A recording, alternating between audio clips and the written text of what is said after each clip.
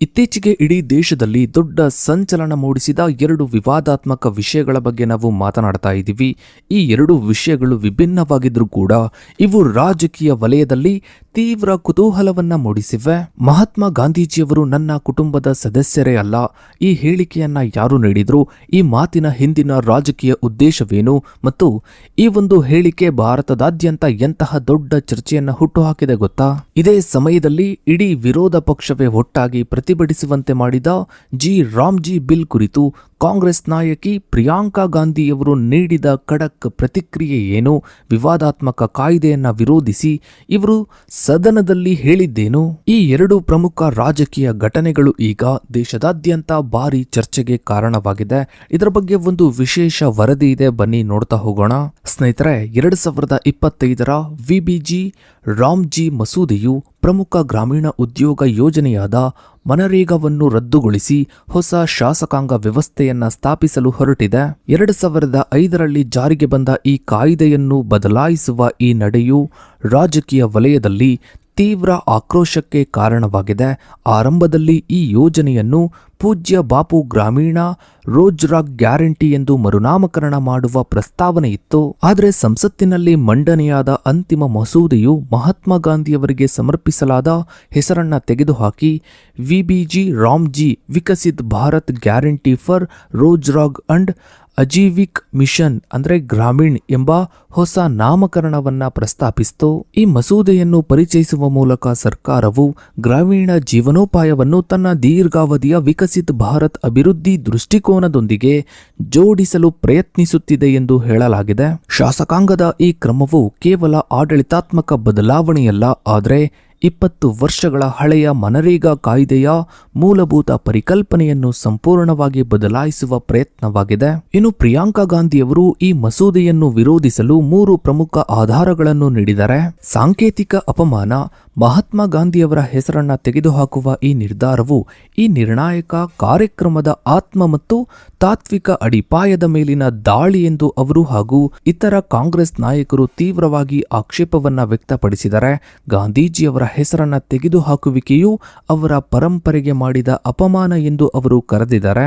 ಇನ್ನು ಖಾತರಿಯ ಸವೇತ, ಈ ಹೊಸ ಮಸೂದೆಯು ಗ್ರಾಮೀಣ ಪ್ರದೇಶದ ಬಡವರಿಗೆ 100 ದಿನಗಳ ಉದ್ಯೋಗವನ್ನು ಖಚಿತಪಡಿಸಿದ ಮೂಲ ಕಾಯ್ದೆಯ ಹಕ್ಕನ್ನು ದುರ್ಬಲಗೊಳಿಸುತ್ತದೆ ಎಂದು ಅವರು ಎಚ್ಚರಿಸಿದರು. ವಿಬಿಜಿ ರಾಮ್ಜಿ ಮಸೂದೆಯು ಕೆಲಸಕ್ಕೆ ಕೇಳುವ ಮೂಲ ಅರ್ಹತೆಯನ್ನು ತೆಗೆದುಹಾಕುತ್ತದೆ ಮತ್ತು ಇದು ಕೆಲಸದ ಹಕ್ಕಿನ ಅಂಶವನ್ನು ಹೊಂದಿಲ್ಲ. ಇನ್ನು ರಾಜ್ಯಗಳ ಮೇಲಿನ ಆರ್ಥಿಕ ಹೊರೆ, ಈ ಮಸೂದೆಯು ಯೋಜನೆಯ ಅನುದಾನ ಮಾದರಿಯನ್ನು 100% ಕೇಂದ್ರ ಪ್ರಾಯೋಜಿತ ಮಾದರಿಯಿಂದ 60:40 ಕೇಂದ್ರ ರಾಜ್ಯ ನಿಧಿ ಹಂಚಿಕೆ ಮಾದರಿಗೆ ಬದಲಾಯಿಸುತ್ತದೆ. ಇದು ರಾಜ್ಯಗಳ ಮೇಲೆ, ವಿಶೇಷವಾಗಿ ಆರ್ಥಿಕ ಸಂಕಷ್ಟದಲ್ಲಿರುವ ರಾಜ್ಯಗಳ ಮೇಲೆ ತೀವ್ರ ಹಣಕಾಸಿನ ಹೊರೆಯನ್ನ ಹೇರುತ್ತದೆ ಎಂದು ಅವರು ಟೀಕಿಸಿದ್ದಾರೆ. ಶಾಸಕಾಂಗದ ಈ ಬದಲಾವಣೆಯು ಕೇವಲ ಟೈಟಲ್ ಶೀರ್ಷಿಕೆಯ ಬದಲಾವಣೆಯಲ್ಲ, ಆದರೆ ಇದು ಕೇಂದ್ರ ಸರ್ಕಾರದ ಮಹತ್ವಾಕಾಂಕ್ಷೆಯ ವಿಕಸಿತ ಭಾರತ ಬ್ರಾಂಡಿಂಗ್ಗೆ ಅನುಗುಣವಾಗಿ ಕೇಂದ್ರದ ಹಸ್ತಕ್ಷೇಪ ಮತ್ತು ನಿಯಂತ್ರಣಕ್ಕೆ ಆದ್ಯತೆ ನೀಡುವ ಪ್ರಕ್ರಿಯೆಯಾಗಿದೆ.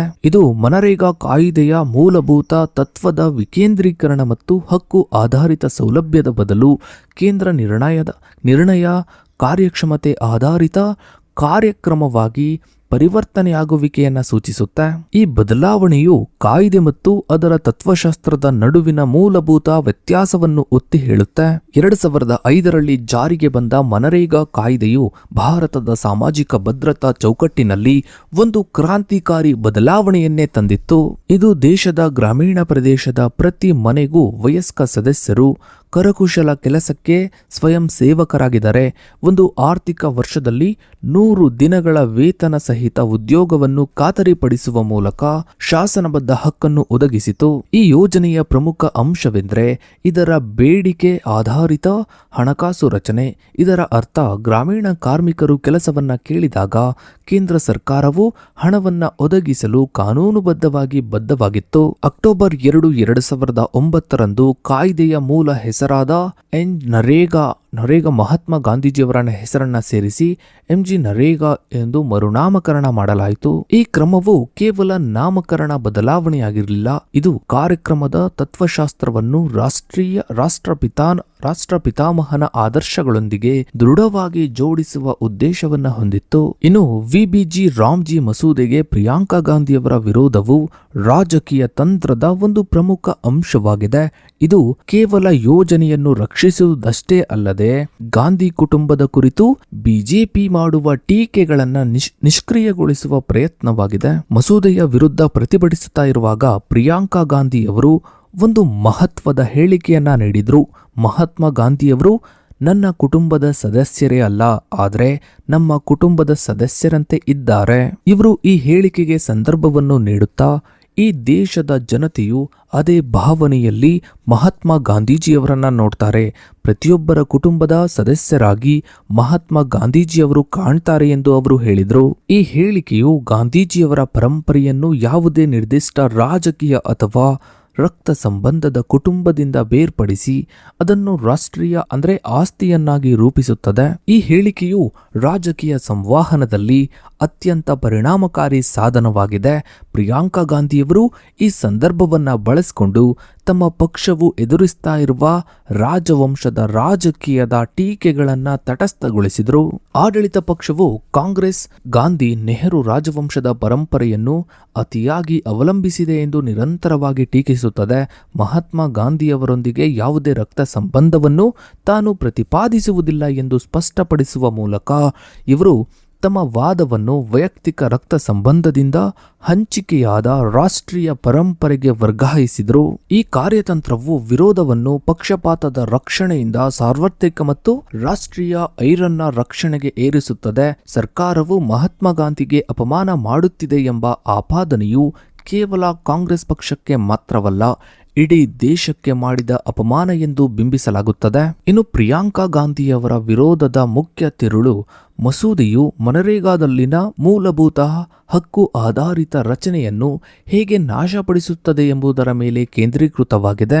ವಿಬಿಜಿ ರಾಮ್ಜಿ ಮಸೂದೆಯು ಮೂಲ ಕಾಯ್ದೆಯ ಹಕ್ಕನ್ನು ದುರ್ಬಲಗೊಳಿಸುತ್ತದೆ ಎಂದು ಪ್ರಿಯಾಂಕಾ ಗಾಂಧಿ ಸ್ಪಷ್ಟವಾಗಿ ಎಚ್ಚರಿಸಿದರೆ, ಈ ಟೀಕೆಯು ಯೋಜನೆಯ ಹಣಕಾಸು ಹಂಚಿಕೆಯ ಸ್ವರೂಪದಲ್ಲಿನ ಬದಲಾವಣೆಯನ್ನು ಆಧರಿಸಿದೆ. ಯೋಜನೆಗಳ ಮರುನಾಮಕರಣದ ಕುರಿತು ಪ್ರಿಯಾಂಕಾ ಗಾಂಧಿಯವರು ಕೇಂದ್ರ ಸರ್ಕಾರದ ವ್ಯಾಮೋಹವನ್ನ ಪ್ರಶ್ನಿಸಿದರು. ಇವರು ಯೋಜನೆಗಳ ಹೆಸರನ್ನ ಬದಲಾಯಿಸುವುದರಿಂದ ಕಚೇರಿಗಳು ಮತ್ತು ಲೇಖನ ಸಾಮಗ್ರಿಗಳಲ್ಲಿ ಹಲವು ಆಡಳಿತಾತ್ಮಕ ಬದಲಾವಣೆಗಳು ಬೇಕಾಗುತ್ತೆ. ಇದು ದೇಶಕ್ಕೆ ಹೆಚ್ಚುವರಿ ವೆಚ್ಚಕ್ಕೆ ಕಾರಣವಾಗುತ್ತದೆ. ಈ ವೆಚ್ಚಕ್ಕೆ ಯಾವುದೇ ನಿಜವಾದ ಪ್ರಯೋಜನವಿಲ್ಲ ಎಂದು ಅವರು ವಾದಿಸಿದರು. ಪ್ರಿಯಾಂಕಾ ಗಾಂಧಿಯವರ ವಿಬಿಜಿ ರಾಮ್ಜಿ ಮಸೂದೆಗೆ ವಿರೋಧವು ಕೇವಲ ಹಿಂದಿನ ಸರ್ಕಾರದ ಪರಂಪರೆಯನ್ನು ರಕ್ಷಿಸುವ ವಿಷಯವಾಗಿ ಉಳಿಯದೆ ಭಾರತದ ಒಕ್ಕೂಟದ ಆರ್ಥಿಕ ರಚನೆ ಮತ್ತು ಬಡವರ ಶಾಸನಬದ್ಧ ಹಕ್ಕುಗಳ ಭವಿಷ್ಯದ ಬಗ್ಗೆ ಆಳವಾದ ಕಳವಳವನ್ನ ಹುಟ್ಟುಹಾಕಿದೆ. ಸೊ ಇದಾಗಿತ್ತು ಸ್ನೇಹಿತರೆ ಇವತ್ತಿನ ಈ ಒಂದು ವಿಡಿಯೋದ ಬಗ್ಗೆ ನಿಮ್ಮ ಅನಿಸಿಕೆ ಅಭಿಪ್ರಾಯಗಳನ್ನ ತಪ್ಪದೆ ಕಮೆಂಟ್ ಸೆಕ್ಷನ್ ಅಲ್ಲಿ ಕಮೆಂಟ್ ಮಾಡಿ. ಹಾಗೆ ವಿಡಿಯೋಗೊಂದು ಲೈಕ್ ಮಾಡ್ತಾ ವಿಡಿಯೋನ ಆದಷ್ಟು ಎಲ್ಲ ಕಡೆ ಶೇರ್ ಮಾಡಿ. ನೀವಿನ್ನು ನಮ್ಮ ಚಾನಲ್ಗೆ ಸಬ್ಸ್ಕ್ರೈಬ್ ಆಗಿಲ್ಲ ಅಂದ್ರೆ ಕೆಳಗಡೆ ಕಾಣ್ತಾ ಇರೋ ಸಬ್ಸ್ಕ್ರೈಬ್ ಬಟನ್ ಕ್ಲಿಕ್ ಮಾಡಿ. ಹಾಗೆ ಪಕ್ಕದಲ್ಲಿ ಕಾಣ್ತಾ ಇರೋ ಬೆಲ್ ಐಕಾನ್ ಕೂಡ ಕ್ಲಿಕ್ ಮಾಡಿ. Thanks for